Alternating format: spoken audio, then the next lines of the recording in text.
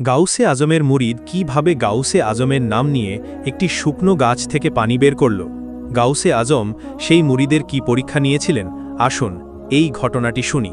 গাউসে আজম এবং তার মুরিদের ঘটনা। বিসমিল্লাহির রহমানির রাহিম।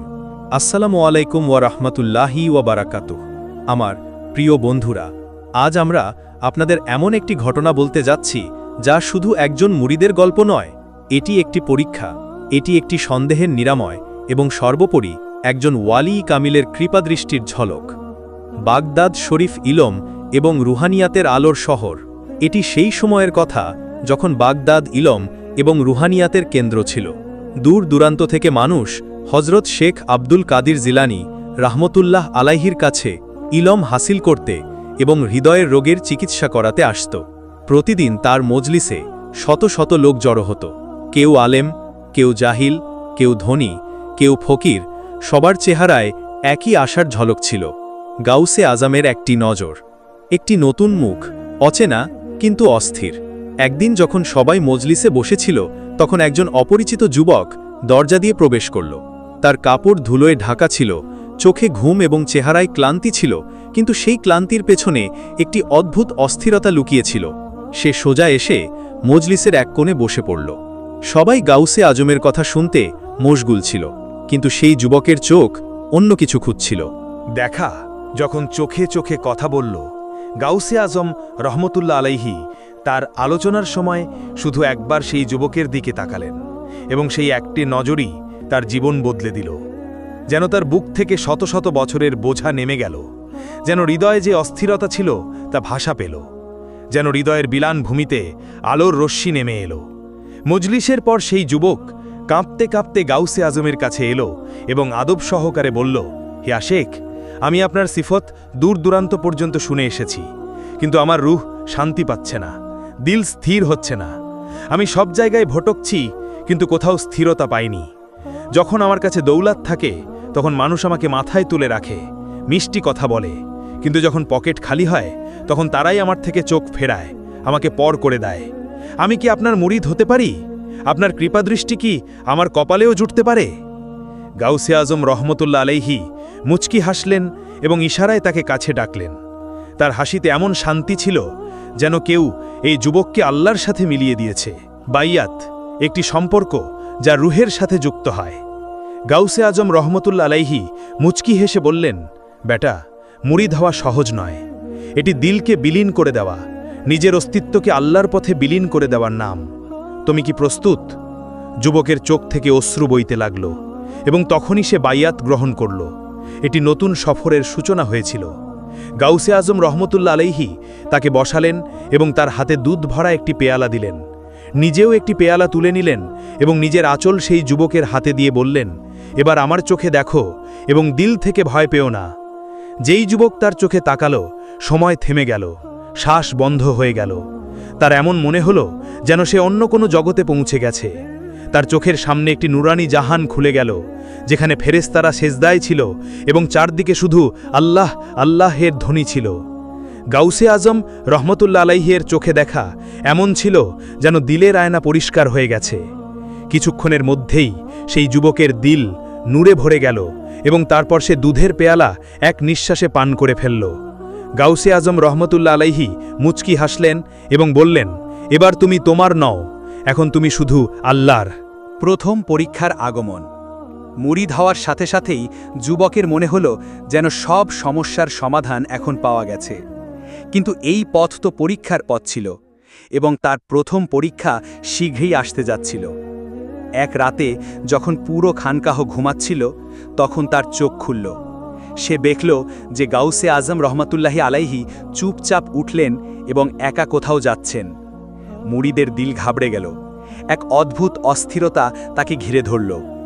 শব্দ না করে সে তার পিছু পিছু চলল। রাস্তা যত বাড়তে লাগল, অন্ধকার আরও ঘন হতে লাগল। তীব্র বাতাস বইছিল, গাছের ডালপালা ভয়ঙ্কর শব্দ করছিল। হঠাৎ সামনে এক অদ্ভুত দৃশ্য দেখা গেল। অনেক অদ্ভুত লোক জড়ো হয়েছিল। তাদের চেহারা ভয়ঙ্কর ছিল, চোখ লাল এবং রক্তে ভরা। সেটি একটি বড় জিন্নাত ছিল, যেন অন্য কোনো জগৎ থেকে আসা কোনো ভয়ঙ্কর কাফেলা। মুরিদ তাদের দেখে কেঁপে উঠল। তার পা জমে গেল, শ্বাস বন্ধ হয়ে গেল। দূর দূর থেকে চিৎকারের শব্দ আসছিল, এমন শব্দ যা রুহকে কাঁপিয়ে দেয়, দিলকে থরথর করে তোলে। সে ভয়ে এক কোণে লুকিয়ে পড়ল। তার জিভ বন্ধ ছিল, হাত কাঁপছিল।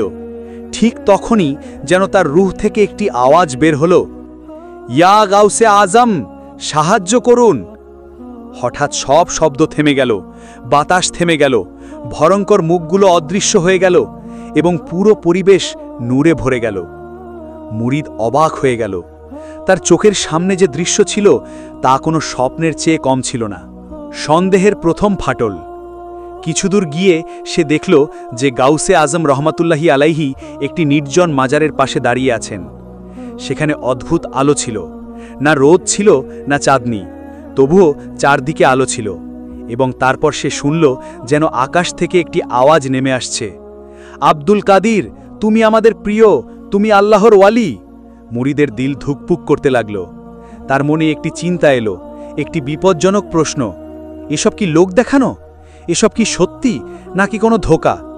আমি কি ভুল মানুষকে পীর বানিয়েছি? তার চোখের সামনে এমন দৃশ্য ছিল যা কোনো সাধারণ মানুষের পক্ষে বোঝা কঠিন ছিল।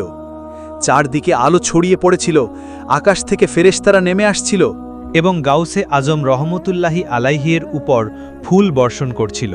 তার মুখ নূরে ঝলমল করছিল, এমন মনে হচ্ছিল যেন পুরো জগৎ তাকে সেজদা করছে। মুরিদের চোখে বিস্ময় ছিল, দিলের মধ্যে সন্দেহ এবং রুহের মধ্যে ঝড়। মুরিদ ঘাবড়ে গেল। তার মনে একটি চিন্তা এলো, এসব কি লোক দেখানো? এসব কি সত্যি নাকি কোনো ধোঁকা? আমি কি ভুল মানুষকে পীর বানিয়েছি? শয়তান তার দিলকে ঘিরে ফেলল। দিলের লড়াই শুরু হলো। সেই রাত পুরোপুরি অস্থিরতায় কাটল। পরের দিন সে গাউসে আজমের দিকে তাকাতেও পারল না। কিন্তু গাউসে আজম কিছু বললেন না, শুধু একটি গভীর নজর দিলেন এবং বললেন, বেটা, যা দেখে বোঝা যায় না তা দিল থেকে অনুভব করতে হয়। আল্লাহ নিজের ওয়ালির পরিচয় দিলকে দেন, চোখকে নয়। মুরিদের দিল কেঁপে উঠল। তার মনে হলো যেন তার সব রহস্য ফাঁস হয়ে গেছে। সকাল হয়ে গিয়েছিল, কিন্তু সেই মুরিদের দিলের মধ্যে তখনও রাতের ঝলক চলছিল। তার দিল তখনও দুই ভাগে বিভক্ত ছিল। এক অংশ বলছিল, তুমি গুনাহাগার, তোমার সন্দেহ করা ভুল ছিল। অন্য অংশ বলছিল, কিন্তু যা দেখা গেছে তা অদ্ভুত ছিল। সত্যি কি এসব হক? সে নিজেকেই প্রশ্ন দিয়ে ঘিরে ফেলেছিল। শয়তানের আরও চাল। শয়তান তার পিছু ছাড়ল না। একদিন যখন সে অজু করে মসজিদে যাচ্ছিল, তখন রাস্তায় একজন অপরিচিত লোকের সাথে দেখা হলো। সাদা কাপড়, উজ্জ্বল চেহারা, যেন কোনো নেক মানুষ। সে বলল, তোমার পীর প্রতিদিন রাতে কোথায় যায় জানো? সে তো নিজের সম্পর্কে বলে যে তার কাছে আকাশ থেকে আওয়াজ আসে। এটা কি তৌহিদের পরিপন্থী নয়? যুবক থমকে গেল। সে ভয় পেয়ে গেল। এ তো সেই কথা যা আমি নিজে দেখেছি। এই অপরিচিত লোকটিও কি জানে? দিলের ঝড় এবং বিদ্রোহ। সেই রাতে ঘুমানোর আগে সিদ্ধান্ত নিল, এবার আমি আমার পীরের কাছে জবাব চাইব। যদি তিনি আমাকে সত্যি কথা না বলেন, তাহলে আমি এই সিলসিলা ছেড়ে দেব। সে সারাদিন চুপ রইল, কিন্তু তার ভেতরের অস্থিরতা বাড়তে লাগল। শেখের নজর, জিভ ছাড়াই জবাব। পরের সকালে যখন সে মজলিসে বসল, তখন গাউসে আজমের মুরিদদের দিকে তাকাতে লাগল। ভাবতে লাগল, এসব লোক কি আসলেই হকের উপর আছে নাকি শুধু অন্ধ অনুসরণ করছে? তার মনে প্রশ্ন উঠল, সন্দেহের ছায়া ছড়িয়ে পড়তে লাগল। তখনই গাউসে আজম সবার দিকে তাকালেন এবং শুধু এতটুকু বললেন, যখন দিলের জমিন পরিষ্কার না হয় তখন তাতে সন্দেহের ঘাস গজায়। এবং যখন মানুষ নিজের অনুমানকে সত্য মনে করতে শুরু করে, তখন সে পথভ্রষ্টতার পথ অবলম্বন করে। এই কথা শুনেই সেই যুবকের রুহ কেঁপে উঠল। তার মনে হলো যেন তার প্রতিটি চিন্তা, প্রতিটি প্রশ্ন উন্মোচন করে দেওয়া হয়েছে। যুবকের চোখ থেকে অশ্রু গড়িয়ে পড়ল।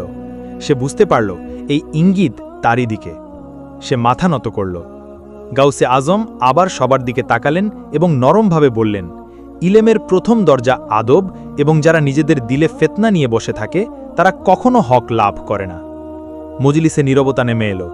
যুবকের শ্বাস দ্রুত হতে লাগল, যেন সে ভেতরে ভেতরে ভেঙে পড়ছিল। কিন্তু সেই ভাঙনের মধ্যেই একটি নতুন সূচনা ছিল। সে নিজের সাথে একটি ওয়াদা করল, এখন আমি দিলের জমিনকে পবিত্র করব এবং হকের তালাশ নফসের অনুমান থেকে নয়, বরং সিদ্দুক ও ফানা থেকে করব। রুহের পরিচ্ছন্নতা। মজলিসের পর সে চুপচাপ শেখের কাছে এলো। তার দিল থরথর করে কাঁপছিল। সে কাঁদতে কাঁদতে বলল, ইয়া শেখ, আমি গুনাহগার, আমি সন্দেহ করেছি, আমি আপনার কারামত বুঝিনি, আমি সেই ঘটনাকে বিদ্রোহ মনে করেছি। গাউসে আজম মুচকি হেসে বললেন, বেটা, একটি গাছ যখন ফল দেয় তখন তার উপর পাথরও বর্ষিত হয়। সন্দেহ তো পাথর, কিন্তু যদি দিলে সত্যতা থাকে তবে সেই পাথরই নির্মাণে পরিণত হয়। তারপর তিনি তার কাঁপতে থাকা হাত ধরলেন এবং নরমভাবে বললেন, আসল পরিচ্ছন্নতা পানি দিয়ে নয়, অশ্রু দিয়ে হয়, এবং যখন অশ্রু তওবার হয় তখন রূহ পবিত্র হয়ে যায়। যুবকের শিশকি আরও তীব্র হল। সে অনুভব করল যেন শত শত বছরের বোঝা নেমে যাচ্ছে। শেখ দুয়ার জন্য হাত তুললেন এবং পুরো মহফিলে একটি নূরের ঢেউ বয়ে গেল। দিলকে বিলীন করে দাও বেটা, যাতে হক নিজেকে দেখাতে পারে। যখন আমি মরে যায় তখনই সে জীবিত হয়। যুবক তার মাথা তার কদমে রাখল। সেদিন শুধু তার চেহারা ভেজেনি, বরং তার রুহও ধোয়া হয়েছিল।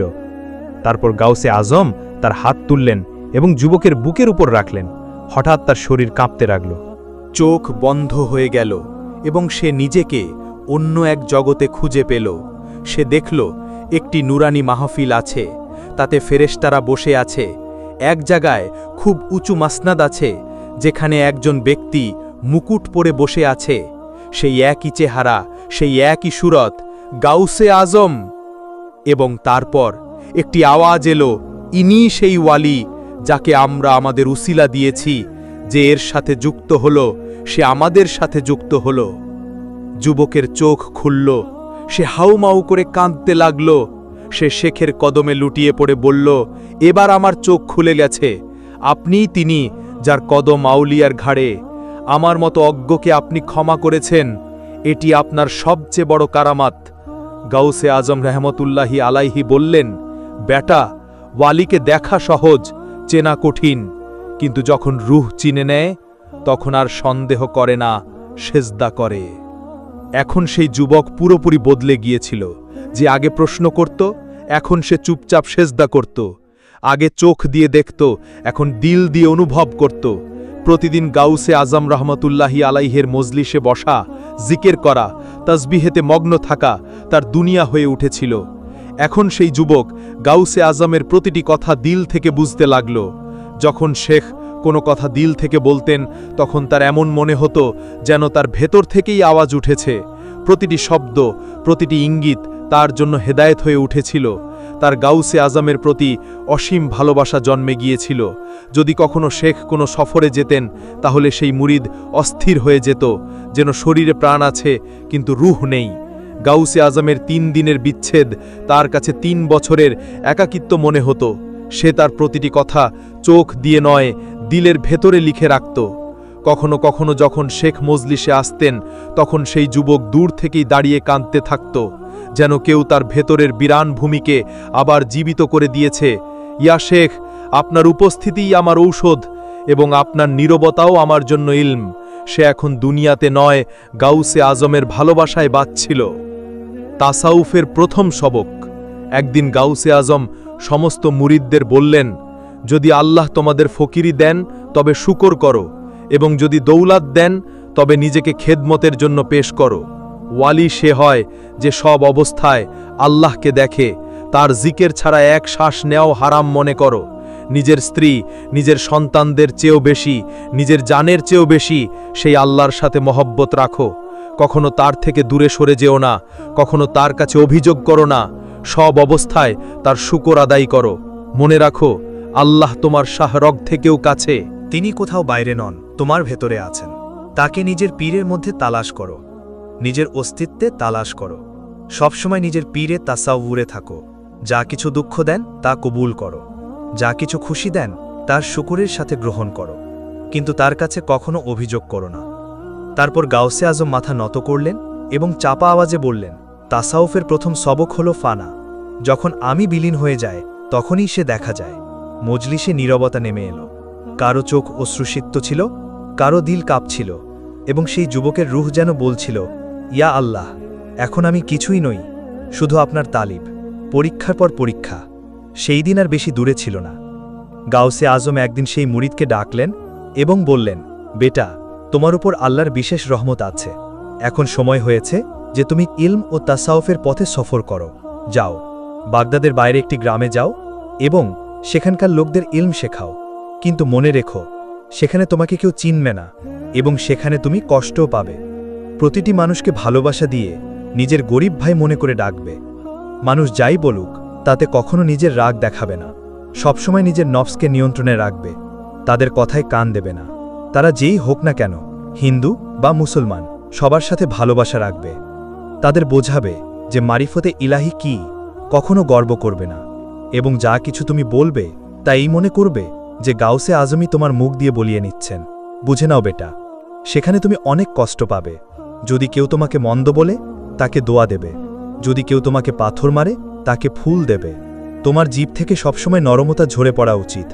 প্রতিদিন রাতে নিজের রবের কাছে নিজের দুর্বলতা প্রকাশ করবে। নিজের দিলে অহংকারের এক কণা পরিমাণও আসতে দেবে না। মানুষের প্রশংসা শুনে বিচ্যুত হবে না। তাদের তিরস্কারে ভেঙে পড়বে না। যদি ক্ষুধা লাগে, ধৈর্য ধরবে। যদি তৃষ্ণা লাগে, শুকুর করবে। যে তোমাকে একা ছেড়া যায়, তাকেও ভালোবাসবে। নিজের প্রতিটি কাজে সৎ নিয়ত রাখবে। যদি কেউ তোমার সাহায্য করে, তাকে আল্লাহর মাধ্যম মনে করবে। কখনো নিজের নেকির কথা বর্ণনা করবে না। প্রতিদিন নিজের রুহকে পরিষ্কার করার চেষ্টা করবে। যদি কেউ তোমাকে ধোঁকা দেয়, তাকে ক্ষমা করে দেবে। নিজের সফরকে ইবাদত মনে করবে।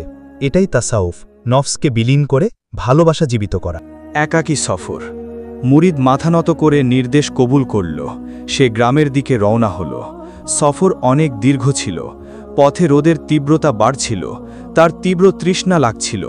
তার ঠোঁট শুকিয়ে যাচ্ছিল। দূর দূরান্ত পর্যন্ত কোনো মানুষ ছিল না, কোনো প্রাণীও ছিল না। সে শুধু তার পীরের ভালোবাসায় চলতে লাগল। খাওয়ার জন্য তার কাছে শুধু 2টি রুটি ছিল। এখন তাও শেষ হতে যাচ্ছিল। দুর্বল হয়ে যাওয়ার পর তার পা টলমল করতে লাগল। হঠাৎ তার নজর একটি বড় শুকনো গাছের উপর পড়ল। সে সোজা গিয়ে সেই গাছের নিচে শুয়ে পড়ল। তৃষ্ণার কারণে তার অস্থিরতা হতে লাগল। দুর্বলতা এতটাই বেড়ে গেল যে এখন হুঁশ চলে যাচ্ছিল। সেই অবস্থায় শয়তান তাকে পথভ্রষ্ট করতে শুরু করল। শয়তান বলল, আরে তুমি এখানে কেন এসেছ? তুমি নিজের জীবন নিজেই নষ্ট করছো। এভাবে পিপাসার্ত হয়ে তো তুমি মরে যাবে। আর তোমার পীর হজরত গাউসে আজম, তিনি তার ঘরে আরামে বসে আছেন। তিনি তোমাকে এখানে মরার জন্য পাঠিয়ে দিয়েছেন। ভাবো, এটাই কি ভালোবাসা? সেই মুরিদের মনে এখন সন্দেহ আসতে লাগল। সে ভাবল, এই কথা তো কিছু সঠিকই। কিন্তু তখনই হঠাৎ তার পীর গাউসে আজমের উজ্জ্বল চেহারা মনে পড়ল। তার চোখ থেকে অশ্রু গড়িয়ে পড়ল। সে অস্থির হয়ে 3 বার পড়ল, আস্তাগফিরুল্লাহ, আস্তাগফিরুল্লাহ, আস্তাগফিরুল্লাহ। শুধু এই কথা বলাতেই শয়তান সেখান থেকে পালিয়ে গেল। সেই মুরিদ কাঁদতে কাঁদতে তওবা করতে লাগল। তৃষ্ণা ও দুর্বলতার কারণে সে সেখানেই গাছের নিচে ঘুমিয়ে পড়ল। কিছুক্ষণের পর তার একটি স্বপ্ন এলো। তাতে হজরত গাউসে আজম, পীরেরদের পীর, আউলিয়াদের সর্দার তাশরিফ আনলেন। তার চেহারা নূরে ঝলমল করছিল। তিনি বললেন, বেটা, যখনই কোনো মুশকিল আসে আমার নাম নিও, তোমার মুশকিল দূর হয়ে যাবে। এখন তোমার হাত এই শুকনো গাছে মারো, তুমি পানি পাবে। সেই মুরিদ স্বপ্ন থেকে জাগল। দুর্বলতা সত্ত্বেও সে কাঁপতে কাঁপতে হাত তুলল, দিল থেকে ডাকল, ইয়া গাউসে আজম আল মাদাদ, এবং গাছে হাত মারল। হঠাৎ সেই শুকনো গাছ থেকে মিষ্টি ঠান্ডা পানি বইতে লাগল। সুবহান আল্লাহ! সে সেই পানি পান করল। তার রূহ পর্যন্ত তাজা হয়ে গেল। চোখে শুকরের অশ্রু ভরে এলো। সে সেজদা করে আল্লাহর শুকর আদায় করল এবং তার পীরের ভালোবাসার উপর তার বিশ্বাস আরও মজবুত হল। এখন তার দিল প্রশান্তিতে ভরে গিয়েছিল। যেই দিলে আগে শয়তান সন্দেহ বুনেছিল, এখন সেখানে শুধু বিশ্বাস আর ভালোবাসা ছিল। তারপর সেই মুরিদ উঠে দাঁড়ালো। দুর্বলতা চলে গিয়েছিল। তার কদমে নতুন শক্তি এসেছিল। সে তার পীর হজরত গাউসে আজমের নাম নিল এবং আবার সফর শুরু করল। চলতে চলতে সূর্য ঢলতে লাগল, কিন্তু এখন না তৃষ্ণা ছিল, না ভয়। প্রতিটি কদমে তার এমন মনে হচ্ছিল যেন তার পীরের কৃপাদৃষ্টি তার সাথে চলছে। অবশেষে সে সেই গ্রামে পৌঁছে গেল যেই গ্রামে গাউসে আজম তাকে যাওয়ার হুকুম দিয়েছিলেন। গ্রামে পৌঁছে সে সবার আগে একটি মসজিদে সেজদা করল এবং আল্লাহর শুকুর আদায় করল যে তার পীর তাকে পথভ্রষ্ট হওয়া থেকে বাঁচিয়েছেন। যখন সে গ্রামে প্রবেশ করল, তখন মানুষ তাকে অদ্ভুত দৃষ্টিতে দেখতে লাগল। তার কাপড় সাধারণ ছিল, চেহারা রোদে ঝলসে গিয়েছিল, কিন্তু চোখে এক অদ্ভুত শান্তি ছিল। গ্রামের বাচ্চারা তাকে দেখে হাসত, কেউ তার ওপর মাটি ছুঁড়ে মারত, তো কেউ তার পিছু পিছু হেঁটে তার নকল করত। কিন্তু সেই মুরিদ সবকিছু নীরবে সহ্য করে গেল। তার চেহারায় অভিযোগ পর্যন্ত এলো না, কারণ তার পীর গাউসে আজম রহমতুল্লাহি আলাইহির সেই কথা মনে পড়ছিল, যে হকের পথের মুসাফির হয় তাকে সবার আগে নিজের নফস এবং মানুষের জিভের তলোয়ার দ্বারা রক্তাক্ত হতে হয়। গ্রামের বৃদ্ধরাও তাকে দেখে হাসত এবং বলতো, এ কে যে আমাদের ইসলাম শেখাতে এসেছে, এ কি জানে আমরা কি দেখেছি? তাদের মধ্যে একজন রাগে বলল, আমার জীবনে যা দেখেছি তারপর কোনো কিতাব থাকে না, শুধু জখম থেকে যায়। আরেকজন যুবক টিপ্পনি কেটে বলল, এ কোন জঙ্গলে গিয়ে ইলম হাসিল করেছে যে এখন আমাদের পথ দেখাতে এসেছে? কিন্তু সেই মুরিদ চুপ রইল। তার নীরবতা যেন তাদের সব কথার জবাব ছিল, কারণ সে জানত যে হৃদয়ে গাউসে আজম রহমতুল্লাহি আলাইহির তালিম মিশে যায়, তার আর কোনো অভিযোগ থাকে না। কয়েকদিন সে খালি পেটে রইল, ছায়ার জন্য কোনো গাছও ছিল না, কিন্তু তার দিলের মধ্যে একটাই কথা ছিল, এটি আমার পীরের নির্দেশ এবং আমি সেই নির্দেশের ওপর মাথা কাটতে পারি, পিছু হটব না। একদিন গ্রামের কিছু লোক তার সাথে দেখা করতে এলো। তারা বলল, যদি তুমি সত্যিই সৎ হও তবে বৃষ্টির দোয়া করো। এখানে মাস ধরে বৃষ্টি হয়নি। এখন এটি তার পরবর্তী পরীক্ষা ছিল। সে চুপচাপ অজু করল, সেজদা করল এবং কাটতে কাটতে বলল, ইয়া আল্লাহ, আমার পীরের ইজ্জতের প্রশ্ন। যদি আমি ব্যর্থ হই তাহলে মানুষ আপনার ওয়ালির উপরও আঙ্গুল তুলবে। তার মাথা সেজদা থেকে উঠতেই অন্ধকার নেমে এলো। মেঘ গর্জন করতে লাগলো এবং দেখতে দেখতে বৃষ্টি নামতে লাগলো। মানুষ অবাক হয়ে গেল। অনেকেই সেখানেই সেজদায় লুটিয়ে পড়ল। এখন সেই মুরিদ সম্মান পেতে লাগলো, মানুষ তার কাছে ইলম নিতে আসতে লাগলো। কিন্তু এই সম্মানই ছিল তার পরবর্তী পরীক্ষা। ধীরে ধীরে মুরিদের নিজের উপর গর্ব হতে লাগল। সে ভাবতে লাগলো, আমি তো এখন কারামতো দেখিয়েছি, মানুষ আমার কথা শোনে, আমি কি কোনো ওয়ালির চেয়ে কম? ব্যাস, এখানেই শয়তান আবার কড়া নাড়ল। এবারকার হামলা সন্দেহ ছিল না, বরং অহংকার ছিল। এক রাতে সে স্বপ্ন দেখল যে সে একটি উঁচু মাসনদে বসে আছে এবং মানুষ তার সামনে মাথা নত করছে। সে খুশিতে হাসল, কিন্তু তখনই স্বপ্নে গাউসে আজম এলেন এবং বললেন, বেটা, যেই মাসনদে তোমাকে বসানো হয়েছে তা দুনিয়ার। হকের মাসনদ তো তখন পাওয়া যায় যখন নিজেকে বিলীন করে দেওয়া হয়। হঠাৎ সব অন্ধকার হয়ে গেল এবং সে পড়ে গেল। সকালে তার চোখ অশ্রুসিক্ত ছিল, দিল কাঁপছিল। সে তার তসবি তুলল এবং তার পীরকে স্মরণ করতে করতে বলল, ইয়া শেখ, আমি আবার ভুল করেছি, আমার সম্মান নয়, আপনার নজর চাই। এবং তারপর সে বাগদাদ ফিরে চলল। যখন সে বাগদাদ পৌঁছল তখন গাউসে আজম মজলিসে ছিলেন। সে ভেতরে প্রবেশ করল এবং চুপচাপ দরজার পাশে বসে পড়ল। গাউসে আজম নজর তুললেন, হাসলেন এবং বললেন, এখন তুমি ফিরে এসেছ, এখন তুমি সত্যি মুরিদ। গাউসে আজম বললেন, বেটা, আল্লাহ তার বান্দাকে দুটি পরীক্ষা দেন, প্রথমত যখন সে অসহায় হয়, দ্বিতীয়ত যখন সে সম্মানিত হয়। যে উভয় অবস্থায় আল্লাহকে ভোলে না সেই ওয়ালির আসল উত্তরাধিকারী। এখন গাউসে আজম রাহমাতুল্লাহি আলাইহি তার সেই মুরিদকে খাস মাহফিলে অংশ নেওয়ার অনুমতি দিলেন। এটি সেই মাহফিল ছিল যেখানে কিছু নির্বাচিত লোক বসত, যাদের উপর আল্লাহর বিশেষ রহমত ছিল। সেই মাহফিল অত্যন্ত সরলভাবে হতো, কোনো কোলাহল ছিল না, কোনো লোক দেখানো ছিল না, শুধু রুহের কথাবার্তা, নজরের ভাষা।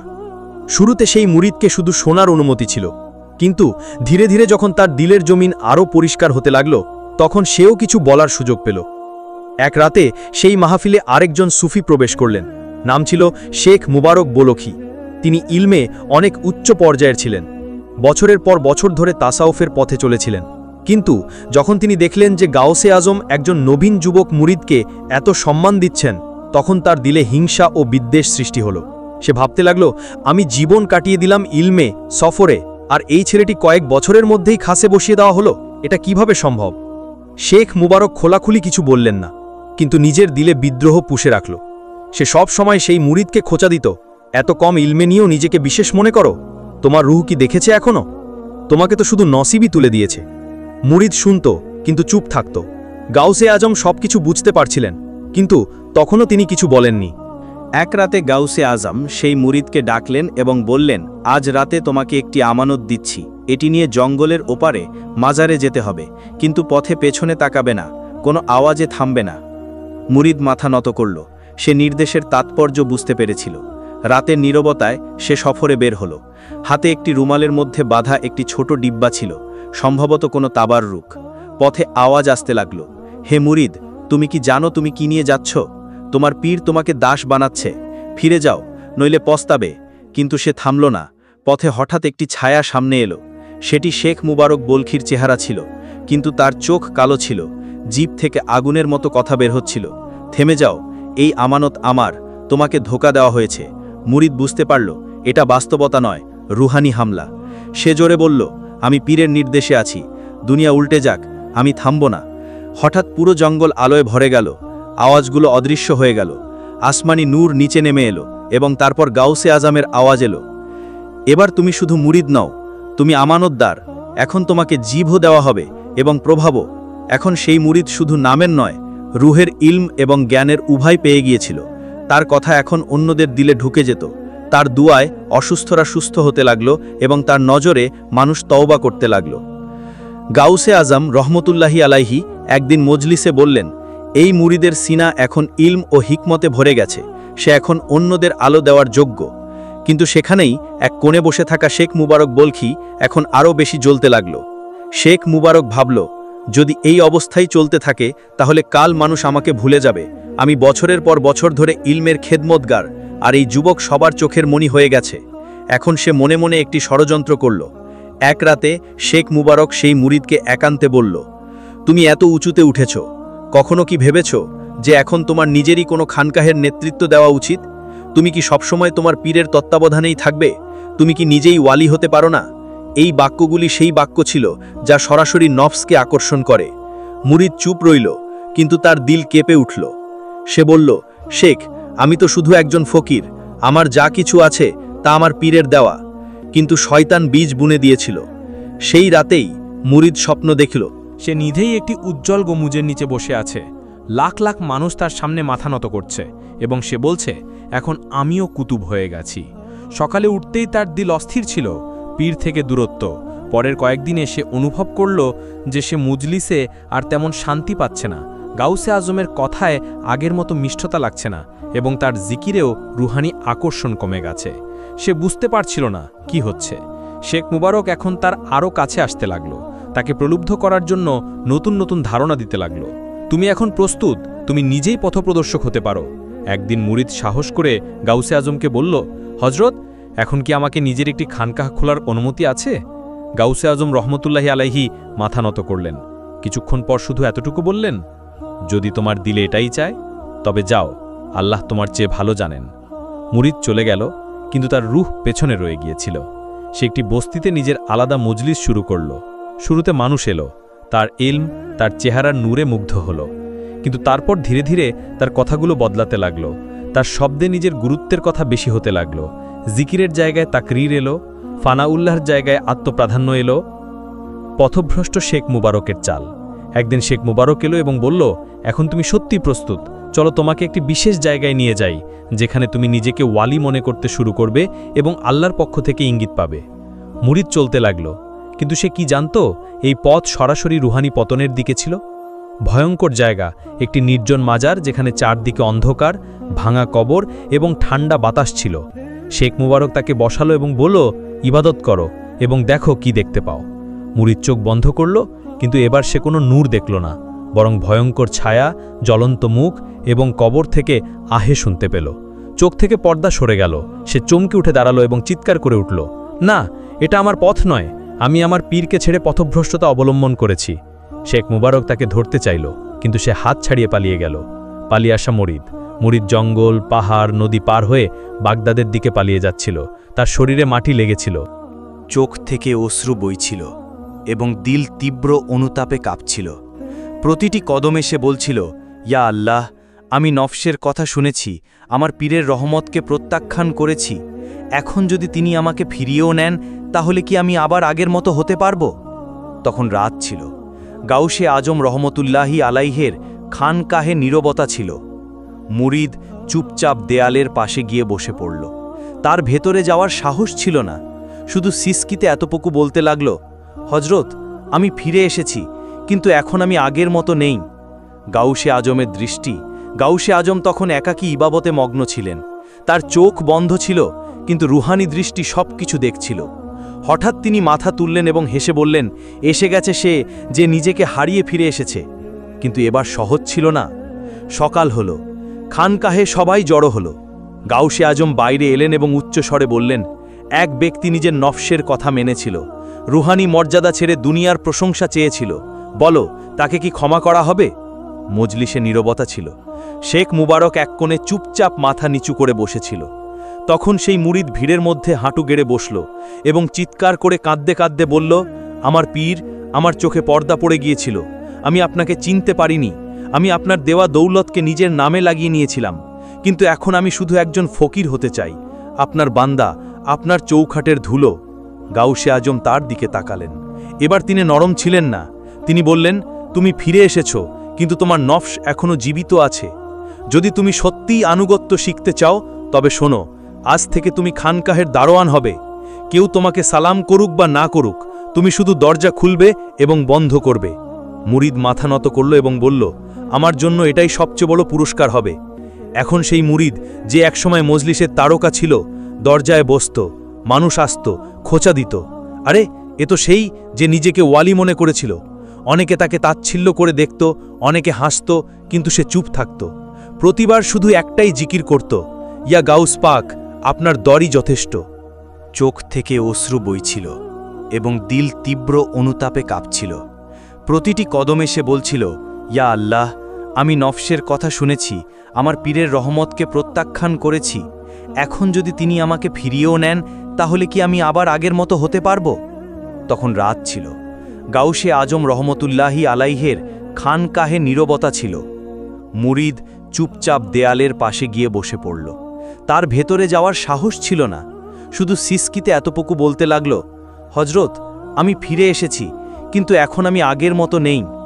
গাউসে আজমের দৃষ্টি, গাউসে আজম তখন একাকী ইবাবতে মগ্ন ছিলেন। তার চোখ বন্ধ ছিল, কিন্তু রুহানি দৃষ্টি সবকিছু দেখছিল।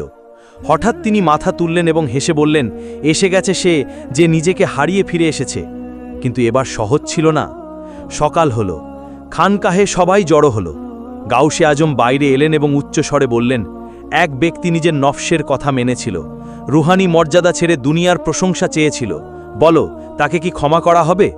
মজলিসে নীরবতা ছিল। শেখ মুবারক এক কোণে চুপচাপ মাথা নিচু করে বসেছিল। তখন সেই মুরিদ ভিড়ের মধ্যে হাঁটু গেড়ে বসল এবং চিৎকার করে কাঁদতে কাঁদতে বলল, আমার পীর, আমার চোখে পর্দা পড়ে গিয়েছিল, আমি আপনাকে চিনতে পারিনি, আমি আপনার দেওয়া দৌলতকে নিজের নামে লাগিয়ে নিয়েছিলাম, কিন্তু এখন আমি শুধু একজন ফকির হতে চাই, আপনার বান্দা, আপনার চৌখাটের ধুলো। গাউসে আজম তার দিকে তাকালেন। এবার তিনি নরম ছিলেন না। তিনি বললেন, তুমি ফিরে এসেছো, কিন্তু তোমার নফস এখনো জীবিত আছে। যদি তুমি সত্যিই আনুগত্য শিখতে চাও তবে শোনো, আজ থেকে তুমি খানকাহের দারোয়ান হবে। কেউ তোমাকে সালাম করুক বা না করুক, তুমি শুধু দরজা খুলবে এবং বন্ধ করবে। মুরিদ মাথা নত করল এবং বলল, আমার জন্য এটাই সবচেয়ে বড় পুরস্কার হবে। এখন সেই মুরিদ, যে একসময় মজলিসের তারকা ছিল, দরজায় বসত, মানুষ আসত, খোঁচা দিত। আরে এ তো সেই যে নিজেকে ওয়ালি মনে করেছিল। অনেকে তাকে তাচ্ছিল্য করে দেখত, অনেকে হাসত, কিন্তু সে চুপ থাকত। প্রতিবার শুধু একটাই জিকির করত, ইয়া গাউস পাক, আপনার দরই যথেষ্ট। এক রাতে আসল সিদ্ধান্ত। কয়েক মাস কেটে গেল। এক রাতে যখন সে একা দরজায় বসেছিল, হঠাৎ একজন বৃদ্ধ চেহারা এলো, যার চেহারা উজ্জ্বল ছিল, হাতে আলোর তসবি ছিল। সে হাসল এবং বলল, তুমি কি জানো, তুমি যা হারিয়েছিলে, এখন তা তোমার মধ্যে আবার ফিরে এসেছে, কারণ এখন তোমার মধ্যে আমি আর অবশিষ্ট নেই। মুরিদ বুঝতে পারল তার পরীক্ষা সম্পূর্ণ হয়ে গেছে। গাউসে আজমের ঘোষণা। সকালের নামাজের পর গাউসে আজম সবাইকে জড়ো করলেন। বললেন, যে নিজেকে হারিয়েছে সেই আসলে পেয়েছে। আজ থেকে এই ব্যক্তি আমার পক্ষ থেকে অনুমতি রাখে, যেখানে খুশি গিয়ে ইলম ও হকের আলো জ্বালাবে। এখন সেই মুরিদ, যে আগে মানুষের প্রশংসায় ডুবে থাকত, প্রতিদিন সকালে সূর্য ওঠার আগে উঠত, মসজিদের দরজা পরিষ্কার করত, কোনো বুজুর্গের জুতো তুলে রাখত এবং নিজেকে সব সময় আল্লাহ ও তার পীরের দৃষ্টিতে রাখত। মানুষ যখন জিজ্ঞেস করত, তুমি এত নিচে নেমে গেছো কেন, সে শুধু একটাই কথা বলতো, যেখান থেকে উঠেছিলাম সেটাই তো আমার স্থান। সেই সকালে যখন আকাশ থেকে ইঙ্গিত এলো, এক সকালে যখন সে খানকাহের দরজায় বসেছিল, হঠাৎ একটি বিপদে পড়া কাফেলা এসে পৌঁছল। লোকেরা বলল, আমরা নদী পার হতে গিয়ে ডুবে যাচ্ছিলাম, শুধু একটি অদ্ভুত আলো আমাদের নৌকাকে বাঁচিয়ে দিয়েছে। এবং তারপর তারা সেই মুরিদের দিকে ইশারা করল। সেই আলো ঠিক তার চেহারার মতোই ছিল। এতে গাউসে আজম রাদিয়াল্লাহু আনহু হাসলেন, তার লাঠি তুললেন এবং বললেন, তুমি এখন শুধু একজন দারোয়ান নও, বরং তুমি রহমতের দরজা। যেখানে তোমার কদম পড়বে সেখান থেকে মানুষ হেদায়েত পাবে। এখন তুমি বাগদাদের বাইরে যাও এবং সেই দিলগুলোকে আলোকিত করো যারা অন্ধকারে আছে।